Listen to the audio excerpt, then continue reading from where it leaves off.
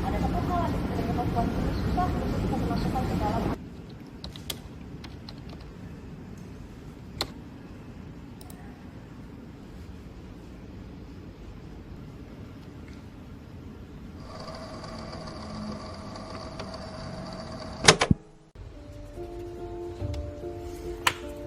Bagaimana tanggapan teman-teman terhadap cuplikan video yang telah kalian lihat tadi? Capek nggak sih melihat pemberitaan tentang LGBTQ yang selalu dipandang rendah dan dilabeli negatif oleh media? Apakah pemberitaan dengan stereotip negatif tersebut sudah layak untuk kita konsumsi? Sebagai kaum yang minoritas, LGBTQ seringkali dipandang sebagai stereotip yang negatif di antara kaum minoritas lainnya. Seringkali media membingkai pemberitaan terhadap LGBTQ dengan sudut diskriminasi, dipandang dengan kriminalitas, dan bentuk kecacatan moral karena orientasi seksual mereka yang menyimpang, dan tidak sesuai dengan lingkungan masyarakat yang heteronormatif. Media jarang sekali memberitakan isu LGBTQ dengan positif, seakan kriminal. Individu LGBTQ dinilai tidak memiliki hak kemanusiaan dan privasi yang harus dihargai.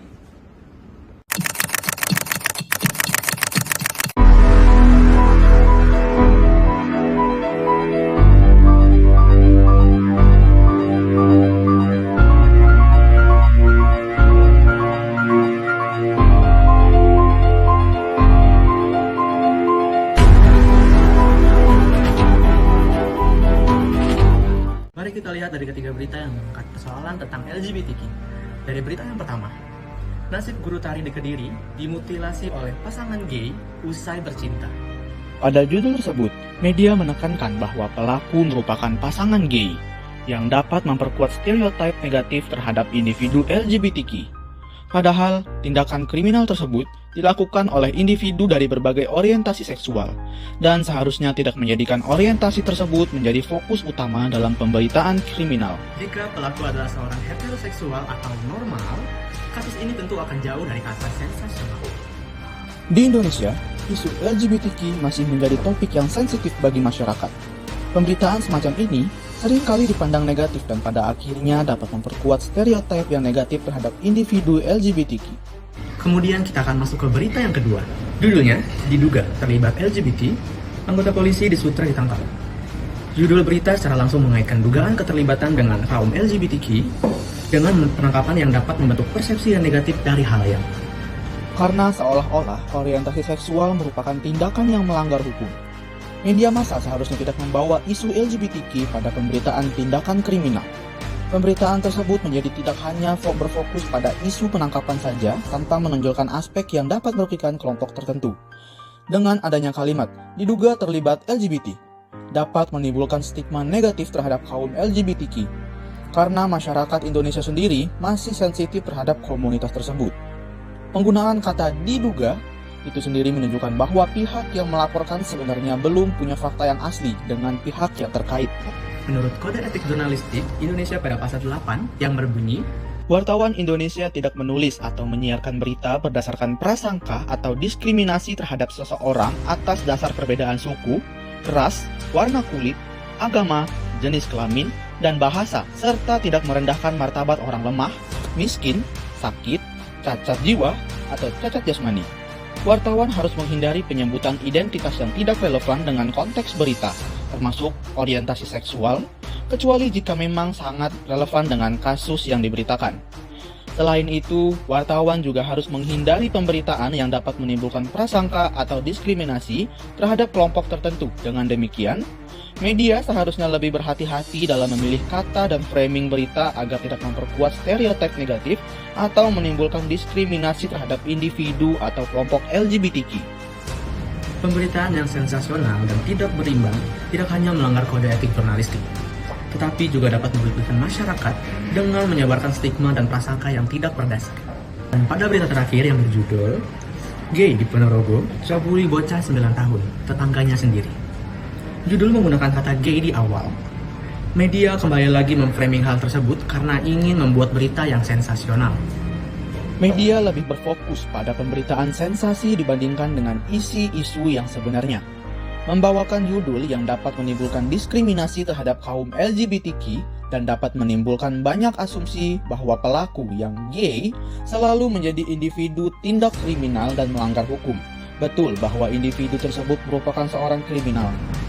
Namun, apakah pantas untuk media terus-terusan membawa kalimat gay dalam pemberitaannya?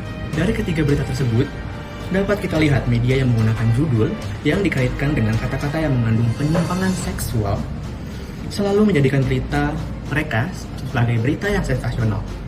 Mengalihkan fakta dengan menguak privasi dari LGBTQ justru memberikan dampak diskriminasi dan negatif pada kelompok tersebut. Dengan judul yang mereka buat, apakah sudah dipastikan untuk semua kaum LGBTQ merupakan pelaku kejahatan? Apakah diri mereka yang gay ataupun lesbian selalu berbuat tindakan kriminal?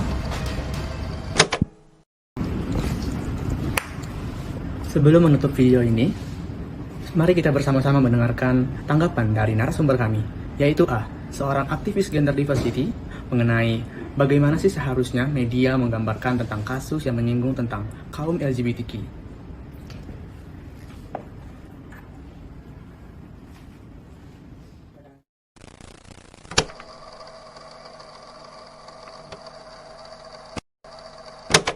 Honestly, it's really heartbreaking karena media itu kan punya power yang besar banget untuk shaping Indonesian society public opinion gitu ya, tapi sering banget malah memframing LGBTQ+ community ini dengan stereotype yang negatif. Misalnya, seperti yang aku bahas di paper aku, kalau misalkan ada berita soal HIV atau AIDS atau kejahatan tertentu, itu selalu ada embel-embel pelakunya LGBT gitu. Kayak orientasi seksual itu langsung jadi the main problem atau alasan utama yang di-highlight. Padahal kalau misalkan pelakunya heteroseksual, you'll never see their sexual orientation highlighted, seperti yang Mbak Isi bilang juga.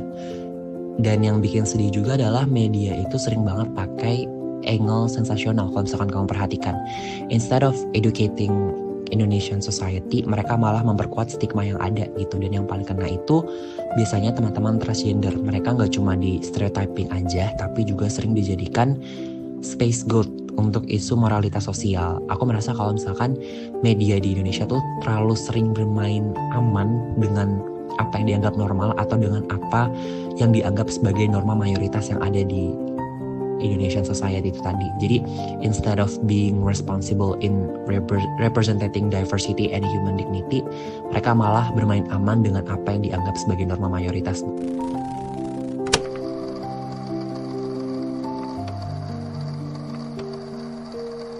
I think media tuh harus mulai dari basic responsibility mereka dulu. Be fair, be factual, and be human. Nggak boleh meng-dehumanize komunitas LGBT. Kalau misalkan mereka membahas kasus yang melibatkan LGBTQ+, fokusnya tuh harus ke what actually happened. Kayak the reality of what actually happened, bukan ke orientasi seksual atau dijadikan sebagai the main highlighted gitu. Kecuali itu memang relevan banget dengan konteks beritanya.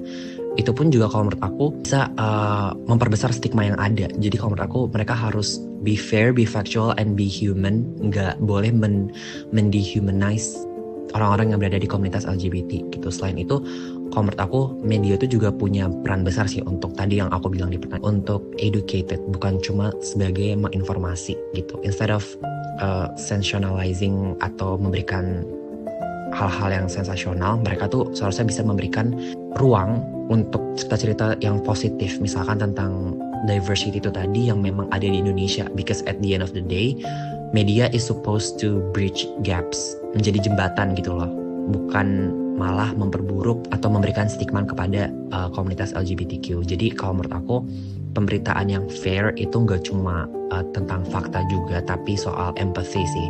Membuat masyarakat tuh lebih aware, lebih sadar kalau misalkan diversity itu bagian dari our lives gitu. It's a part of our lives and everyone deserve to be seen with respect and dignity. Mari bersama-sama kita renungkan, bagaimana sih hidup di bawah bayang-bayang stigma yang negatif? Dihakimi, bahkan sebelum dikenal. Itulah yang dirasakan oleh banyak individu dari kelompok LGBTQ. Mereka tidak hanya berjuang untuk diterima, tetapi mereka juga berjuang untuk dipandang selayaknya manusia pada umumnya.